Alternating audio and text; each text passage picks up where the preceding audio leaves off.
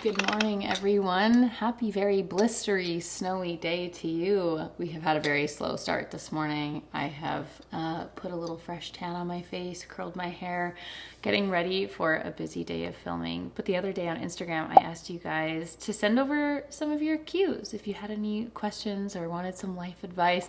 I haven't done a Q&A video in such a long time. I know that there's some new faces here. So I just wanted to say hello and have a little catch up, a little life update, fill you in on what's going on, because I know there's always makeup content and random bits of content and vlogs and whatnot, but sometimes it's nice to just have a little chat and hear from you guys too. So thank you so much to everyone who sent in some questions via the gram, and I'm going to answer them today. So to start off, just in case some of you are new here, hello, my name is Alana.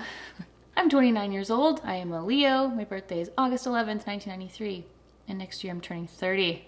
I'm very excited about it. We'll chat more about that later. But yeah, I'm a Canadian gal. I have a fiance named Dan and a cat named Meryl. And I enjoy reading and long walks on the beach. I'm just kidding, but kind of not kidding. That actually is a pretty good sum up of how I like to spend my spare time. But yeah, I also post videos about my life and makeup and fun things on YouTube. So that is me. Welcome. Hello. Come along with me as I get ready this morning and let's answer some of your burning cues. I've just brought you upstairs because I need to put on a filming face. So I shall answer the first question while donning my face with makeup. And the first question was someone asked, how are you? Thank you so much for asking how I'm doing. And I just wanted to say, you know what? I'm doing great. Dan and I are feeling very happy and much more relaxed this Landmas. We were just a little bit more prepared and actually had an idea of what we were doing prior to the fact. And also every year previous to this, we've always done a kind of trip, or we've traveled like right before, trying to relax and get ready for the crazy month ahead. And it was actually so nice that we didn't travel like the weeks leading up to Landmas, and I felt like we were able to just get our ducks in a row, and we've had a really happy time this Landmas. It's felt really nice. It's just my favorite Landmas yet, and it's also just been like a really nice month. I feel like it's been happy. We've felt more organized, and I've also just really loved the videos. I loved our content. I've loved the vlogs that we've been putting in. We had a few fun adventures, and it's just been like a really overall joyful month for us, and both of us have had a lot of fun. And I just wanted to say thank you so much for those of you who have been tagging along and joining us on this year's Landmas journey. It's been really fun, and it's been a good month, and it just has made me feel like really excited, and I feel so good and content going into the new year. So I'm doing great, feeling much more relaxed this year. Thank you so much for asking. All right, the makeup's all done. This is the same as my everyday winter makeup. So if you missed that video, I will link it here for you, as well as the description box down below, because it's a good routine, if I do say so myself. But also have lost all light. It is so dark out. It is so dark and snowy outside, so I've turned the big bad boy on. And the next question is, have I regretted selling any of the clothing or bags in my closet? And yes, it is something that I think about often. And if you're new here, I do love to do a good purge in my closet, and I do sell a lot of pieces through my Depop and places like Vestiaire. And there have been a number of things that I have sold over the years that I come to deeply regret. I've mentioned this before, but the blue Victoria Beckham pants, okay? Oh, there's such a lovely story behind them, and I went on such a hunt for them, and I have so many regrets selling them every day because I think they just could have been a forever piece in my wardrobe. Another thing that I think about often is actually a top I wore to a Lancome event. It was from Aritzia, and it was this beautiful, like, kind of multicolored, watercolor, beautiful, fluted blouse. I think about that one often. I wish I didn't sell that. My nude Louboutin heels. Forever regret selling them. I couldn't walk in them. They were so uncomfortable, but they looked fabulous. And I actually don't have a pair of nude heels in my wardrobe. I now have white ones, which is perfect, but it's something, I just wish I never got rid of them. That was so sad. And in my recent closet declutter that I did, I mentioned that I don't have like a night out black bag, and it's something that I'm missing in my wardrobe. I want to have something to fill that void.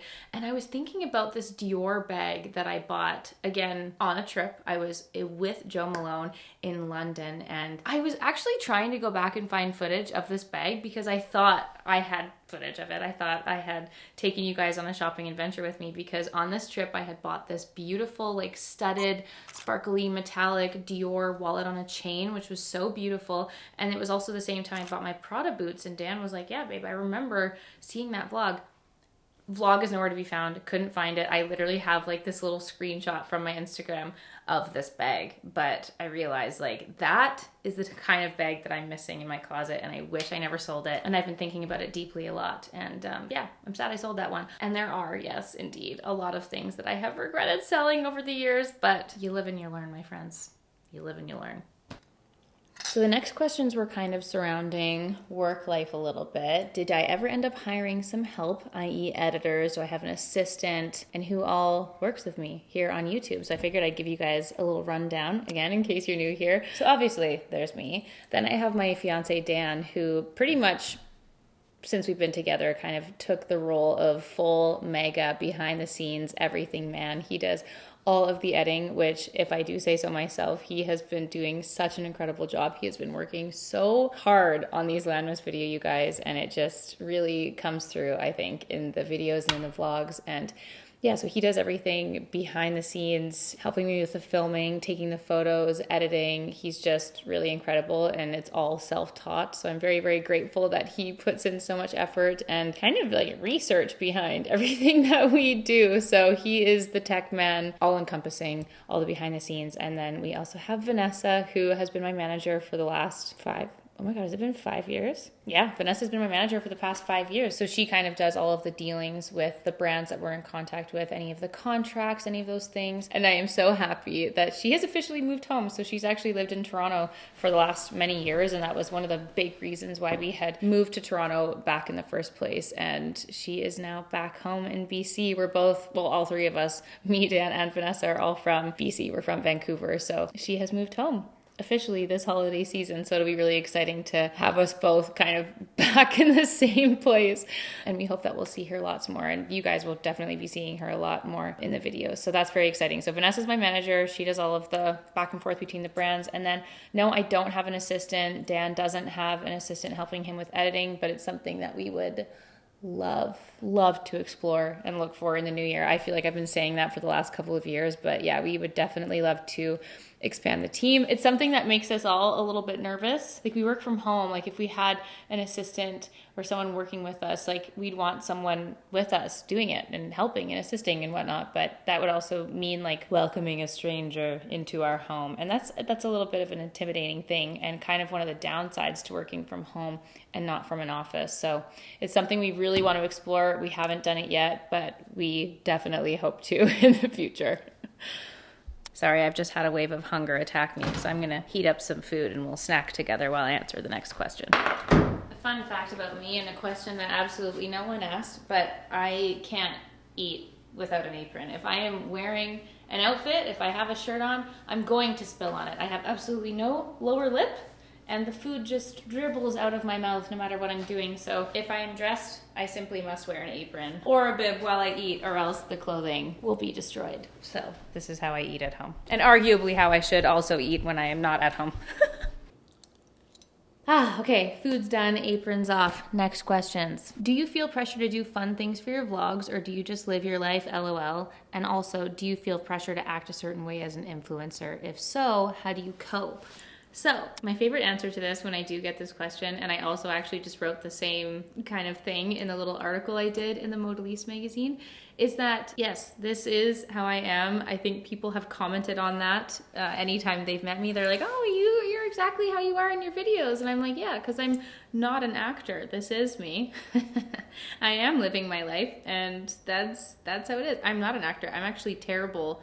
If I have to like read a script or pretend to be something else, like I'm a terrible liar, my face turns red, and I'm also a terrible actor. So it's, yeah, what you see is what I am and what I be. But in terms of feeling pressure to do fun things for the vlogs, like I am just living my life in the sense that I am me and I bring you along for a lot of adventures, but we always try to have a point in a vlog. Like I'm not just turning the camera on to turn the camera on. Like we definitely do plan out our life, and I plan out vlogging on trips accordingly and whatnot. Like when I went to London, like I'm going there primarily for work, but I also have like an enjoyable, fun life side of it. And I try to structure the vlog in a way that highlights both. But definitely like I don't vlog when I'm just sitting at home, which is most of the time. So there's definitely a curated aspect to the vlogs. I'm not doing things for the vlog, but if I'm doing things, I try to figure out how I can make that fit into a vlog, and you know what the point of that vlog would be. Is there a learning aspect here? Is there entertainment aspect? Like, we really do take a lot of time to like sit and think about it. And sometimes it doesn't work. Sometimes it does. Sometimes I do end up just sit there doing a makeup look and getting ready, and things like snow and car crashes thwart vlog plans. And that's just the way it is, especially when we're uploading every day. But for the most part, it's a mixture of the two. Like, I am living my life, but we also try to be very thoughtful with what we're putting on the internet. And then in terms of feeling pressure to act a certain way as an influencer, I don't think so. Like, I'm, again, very much just myself. However, I do think that you have to try to be sensitive about what you're saying. There is a level of filtering that happens in order to be like digestible for the masses, you know? There's certain things I don't share, and there's also just like private moments. Like, you know, I used to share every single thing. When I first started vlogging, I'm talking like 2015, 2016, like nothing was off limits. I shared everything. And so I had to like protect my peace a little bit, and protecting some parts of your personal life that you just have to do on the internet, or else, you know, like the more you give, the more opportunity there is to attack certain aspects of your life. So I'll repeat, I'm not acting a certain way as an influencer. I just think you have to be a little bit more reserved and cautious about what you do plan on sharing on the internet, because as we all know, if you share something on the internet, it lives forever. So we try to be just really aware of what we're putting out there in the world. The next question is, how have you liked living outside of the city, and does any part of you regret leaving Toronto and moving into your house in BC? So this is actually something that we talk about a lot. I feel like we're always talking about this in our like personal life, and I also get a lot of questions about it. But I think all in all, we love our home and we love being here. We love the space that we've created, and especially now that things are finally actually coming together, and you know, we have tables, we have bedside tables coming in, like things are finally starting to be finished and feeling more complete here, and it does feel like a home that we've built. That's really exciting. But I think the move back to BC, the move into the house, that was all very much a COVID induced decision. Like, I feel like we were all living in that lockdown bubble, and in Toronto we were in lockdown for 2 years, so it was just, it felt like a lot. You know, I had a family member pass away, we were living away from our family and friends. It was just kind of a lot to handle mentally at the time, and I know that so many of us went through that. And obviously I feel so grateful and thankful that we had the opportunity to do the move that we did, to do the purchase that we did. But it does feel like it was a little bit premature. And then once that, you know, lockdown bubble kind of lifted, it was like, it just felt like we weren't ready to give up that part of our life yet. It's like we just settled prematurely. And then with Toronto specifically, because like most, like 2/3 of the time that we were living there, it was in lockdown. I just feel like we didn't actually get that experience, and we loved the city so much from what we did get to experience of it. So it does feel like an incomplete part of our life in history, if you will. So we definitely miss the city. We miss the walking accessibility of the city. We miss like seeing our friends and going and grabbing a coffee. Like, we really did kind of isolate ourselves out here. But that being said, there's so many positives that come with that as well. You know, like, we have a backyard, we have a space for our friends and family to stay over, we're able to work from home, and we have like sufficient studio space, we have a gym at home. Like, there's so many positives that come with that. But I think in our ideal like dream scenario, we would love to have a mix of both. We'd love to have the option to be in a city as well as having like the homestead, you know? That's the ideal scenario. That's the dream, putting it out in the universe. So it's kind of like it's a mixed bag of feelings whenever we reflect on our house and that time in our life and what made us make those decisions at the time. And it's an interesting one to think about, but all in all, our home is starting to come together, and it feels very good. And Meryl loves it too. Don't you, Meryl? Meryl loves the backyard, and she has so many friends that she goes and plays with every day.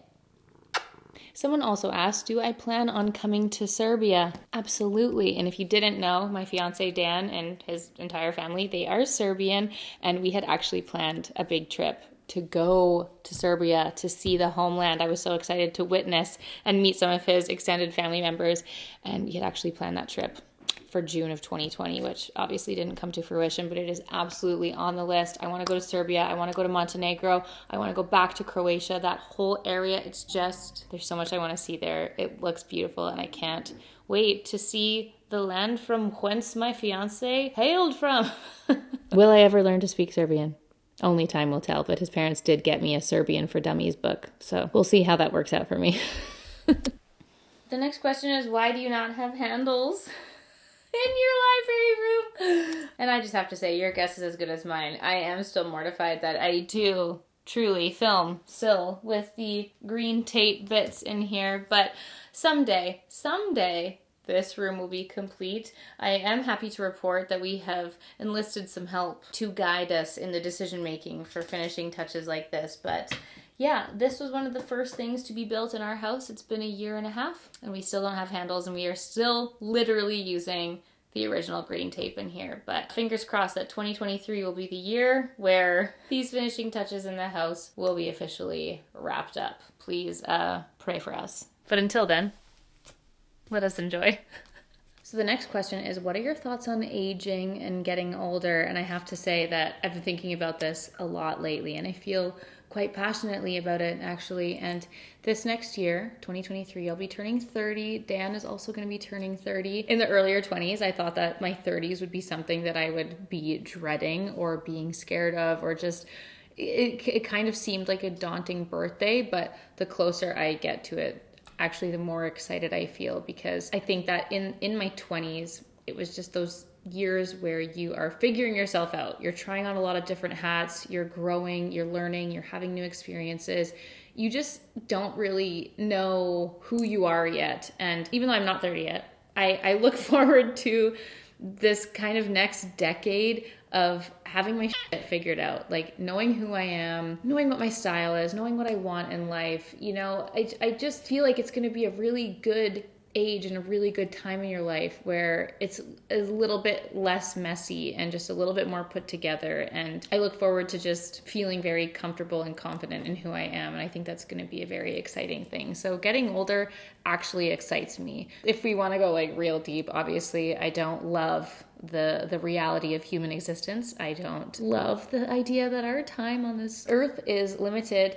But I think that it makes the little moments extra special, knowing that it is not going to last forever. It just makes you really want to like soak up as much as you can, have as many experiences as you can. It just makes everything kind of feel extra special. At least that's the outlook I'm trying to have, you know? So I'm actually really excited for aging and getting older and just experiencing more life. I think it's a very exciting thing. And I actually think I'm going to be like an emotional mess when I turn 30, like in a good way. I'm just really looking forward to making this next year like my best one yet. I just want to go in with a bang, feel the best I felt mentally, physically. I just, yeah, in life, in love. It's going to be a good one. And I am very much looking forward to it in a way that I never have before. It's a feeling I have not had on aging before. So happily saying goodbye to my 20s and entering the 30s this next year, you guys. Feels good. The next question is, what's a piece of advice that you would give to your 16-year-old self? And I've actually answered this in a Q&A before, and my answer is going to relatively be the same. But when I was 16, I just wish that I didn't care about boys and partying so much. I feel like when I was in high school, that was just the center of my universe. I was obsessed with boys and boyfriends, and I just had so many crushes, and I was like I was just trying so hard to fit in. I moved like every year of my life, so I felt like I was kind of always an outcast and always trying to fit in some way. And I felt like I just felt like I really lacked self-confidence in that way. I was just looking for the wrong things, you know. I wish I had just really enjoyed those years of like being an athlete and playing my high school sports and learning. Like I just wish I had enjoyed the good side of that time in my life, I guess, and focus less on like what party am I going to and will my crushes be there. Like I was just so boy crazy, and that kind of bled into university. And I, you know, it's a stage that a lot of us go through, but I wish that I had just kind of focused on more positive things. Maybe focused a little bit more on school. I know everything happens for a reason, but if I could just give my 16-year-old self advice, I would just shake her head and be like, stop it. These stupid little boys don't matter. The stupid party doesn't matter. Stop drinking. Go do a workout. Go enjoy your basketball game. Like, I just wish I had been more concerned about better things, I guess. Okay, but on that note, I will say that kids these days are so blessed. I know I see so much of this on millennial TikTok, and it's like, we were so lame. We were so funny. Like, our generation was kind of the first generation with the internet, and the things that we used to do, the videos we used to make, the things we used to post. Oh my God, it's so embarrassing. Like, kids these days, even the access to workouts and health, like, I feel like it's going to be the mega generation. Like, everyone's going to live forever because of what they have access to. Like, even thinking about like a ride class or a berries class, that didn't exist when we were in high school. We had like Zumba and maybe the odd Pilates or yoga class, but health and fitness and like the focus on mental health, physical health, everything that is such a boom right now, like, didn't exist for us. So I just find that very interesting. So we are a product of our generation for sure, but just imagine your weekends being like, I'm going to Barry's and going to a coffee shop with my girlfriends. Like, we would have been thriving, y'all. Thriving. Although we would have had to work like 3 jobs in high school to be able to afford that insanity. But these Gen Z kids don't know how lucky they are. I mean, in that one particular sense, because I do believe that us millennials did have quite a golden age in terms of like the culture, the pop culture, the books, the things we did, like actually playing outside, you know. Grateful for that, but would have loved a further emphasis on the health and fitness aspect, and maybe that would have been a better distraction and I wouldn't have been doing the things that I did as a teenager. Does that make sense? Welcome to the bedroom. In bed is where I would like to be right now. But the next question is, will you ever read Crescent City? And I know that I haven't had a book update for you in so long, and I promise you, hold me to this. I'm saying this out loud, putting it out into the universe. You guys, I'm going to read this over this holiday break, and I promise you that I will have an update on this book when we are back after our week break. It is something that I will complete over this holiday. And I hope it is the best book I have ever read. By the way you guys talk about it, I'm like, okay, look, listen, I am ready and willing. The time is nigh. I'm going to read this book. Okay, so I saved the best questions for last, and that's obviously because there is also a lot of them. You guys wanted to know what was up with the wedding dress, our plans, non-traditional plans, elopement plans. The main majority of the questions were about the wedding. So I wanted to have a little blab with you guys and talk to you about the wedding plans. And in case you didn't know, yes, I am engaged. My fiance is Dan. We got engaged in 2020 and we will be getting married next year, 2023. Big year. Guys, turning 30, getting married. It's going to be all the things. It's going to be a very exciting, fabulous year. And I can't wait. Truly, someone also asked, like, how often do you think about your wedding dress? I'm like, every millisecond of every day. So let me back it up a little bit and start from the beginning, because a few of the people were like, who's Dan? And who is your boyfriend? So Dan and I both grew up in Vancouver. We went to elementary school, high school together. We kind of shared the same group of friends. Him and I weren't really that close, but we shared the same group of friends. So I've known him since I was 10 and kind of just never kept in contact. I moved away after high school and I moved back to Vancouver back in 2017, and we kind of met again. And it's funny because it's actually all documented on YouTube. If you know, you know, but there is a vlog where I was like, oh, my long lost pal Dan going for sushi, and we literally have a clip. Was that the thumbnail? I don't even remember, but this is a clip from that vlog of when we met again and went for lunch. I was actually seeing someone else at the time. It was totally just old friends catching up, and then over those next like few weeks and months, it kind of just blossomed into a loving relationship that it now is. So that was really nice. And again, documented on YouTube, which is so funny. And I did a whole spiel about our engagement before, but Dan and I both do have a very non-traditional outlook and feeling towards the whole wedding and marriage thing. Even when we got engaged, it was something that we both talked about. We both made a decision together. We're like, these are two adults coming together and starting a new life together. So it was very much him and I constantly talking about it. There wasn't like a surprise, there wasn't like a one-sided proposal happening. This is something that we have very much done together.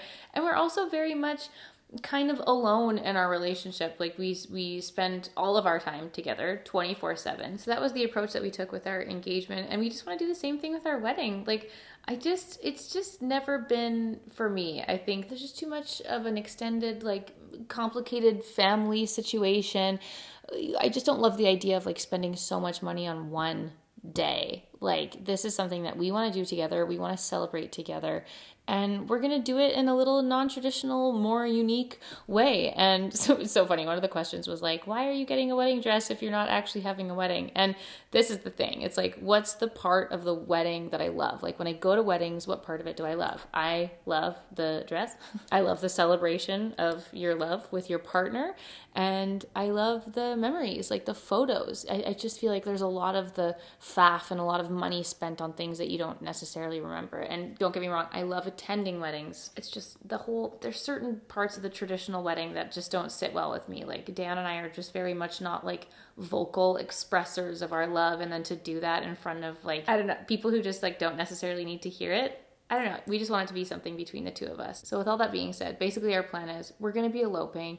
We haven't actually ironed out all of the full details, but once we do, I have no problem sharing that with you guys. Like, I'm so fine to share the process. I just can't express to you enough that there's not going to be like a full wedding shebang going on. But yes, I am wearing a wedding dress. Dan and I will both be getting dressed up. We want to have photos, whatever. We're going to have some kind of little dinner, but we are eloping. It's going to be a magical, lovely little day. And we do plan on doing quite a significant extended honeymoon. Can't wait for that. Dan actually had the best idea ever for the honeymoon. So again, once we actually like plan it and let our family and friends know and whatnot, we'll obviously share with you guys, but very much looking forward to that. And I have in fact purchased a wedding dress. If you missed that vlog, I did find the wedding dress. I bought it while I was in Toronto. It's not ready for 6 months. 6 months. I'm not going to get the thing till June. It's so sad. So for those of you, even if you're not planning on a wedding and you're eloping, if you still want a wedding dress, all of those bridal stores and whatnot are all made to order. So you got to get on it quick. But I have actually already started shopping for like other things. Like I said, we kind of want to do an extended honeymoon. And my plan, here's my one plan. My plan is to just be in white the whole time. So I've started like creeping, like during Cyber Week, you guys, I was looking at all of the white dresses, any little short dresses, summer dresses, whatever. I was looking at everything white. And my plan is to just curate like a full white wardrobe for the whole adventure. Is that extra? I don't know, whatever. We're not having a wedding. So I'm going to go all out for how I feel on the day and during the adventure. So that's something that I have been doing and creeping. And another little thing I wanted to show you guys, I did post a little sneak peek of when I was trying on dresses in Vancouver, and I did do that with family. So there were a lot of concerns being like, you bought your dress without your mom. I'm like, listen, she witnessed some, okay? She wasn't going to fly to Toronto for that. I'm sorry. But I tried on this Daphne, oh God, was it Daphne Newman? I think that's the name. And it was this gorgeous, gorgeous silk veil. It was $800 for a piece of tulle. I know it was silk, but still, $800 for a veil. I was like, that is just absurd. It's crazy, the prices of like wedding and bridal related things. My God. So I actually want to show you guys, I did buy a veil. I bought a veil and it's here, right here. I got it on Etsy and I did a little add-on. I think it was $60. It might have been more with the pearls added on. Either way, guys, there's so many veils on Etsy. I'm going to link to this exact one that I bought because it's positively beautiful. I got the chapel length. And here's my little veil, guys. There's a little hot tip for you. Don't buy the bajillion-dollar veils unless you really want to. If your heart's set on it, so be it. But what a gorgeous little veil from Etsy. I love Etsy. You know, that was a later in life discovery for me. The vast amount of things that you can get on Etsy. But yeah, I have bought my wedding dress. I've bought the veil. Still undecided about the shoes, but you guys, as soon as I know more, I will definitely let you know. Oh, one of the questions was actually, are you doing your own makeup for your wedding, and do you advise that other people do their own makeup for their wedding? And to that I will say, I have already started it, guys.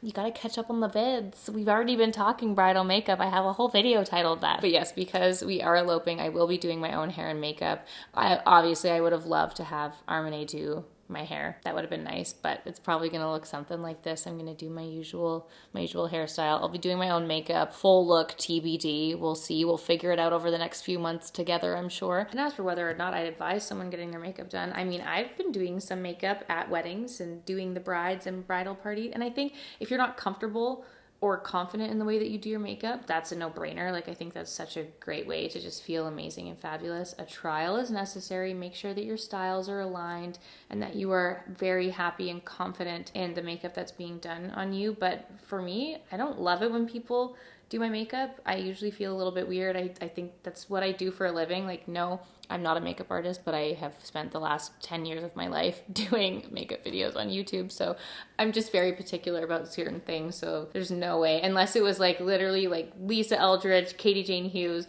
or Nikki_makeup themselves doing my makeup. Yeah, I'm doing my own makeup and I'm so fine with that. But the decision lies in whatever makes you feel the best on that day. So I hope that answers all the questions. I guess in general, yeah, we're just not having a traditional wedding. We're not doing like bridesmaids or anything. Just no vows, no walking down an aisle, none of that. It's gonna be a little signing the paper at the courthouse, getting some fabulous pictures, and having a very intimate little dinner celebration with our family. So very excited for that. That's literally all I think about. So if there's any more questions, if you guys want me to show you anything in particular when it comes to the planning process, I'll happily do that going into the new year and keep you guys in the loop, obviously. Always. I'll always keep you guys in the loop, but that's the plan as of now. September 2023, your girl is going to be a wifey. Okay, I'm going to end the questions there, you guys. Thank you so much to everyone who sent in your questions. I hope you enjoyed this little chat. If you would prefer, I would love to do a video, like a little life advice with Lan or something, titled To Be Determined. But if you guys want me to do like advice on particular topics, talk about specific things, I would love to do more of these chatty videos going into the new year. So please let me know your thoughts, wishes, desires, what you want to see from us in the new year in general in the comments down below. And until then, I hope that this video answered some of your burning questions, and I hope you guys enjoyed. Thanks for hanging out with me. Thanks for chatting with me, and I'll see you all tomorrow for a new Landmiss video. Bye!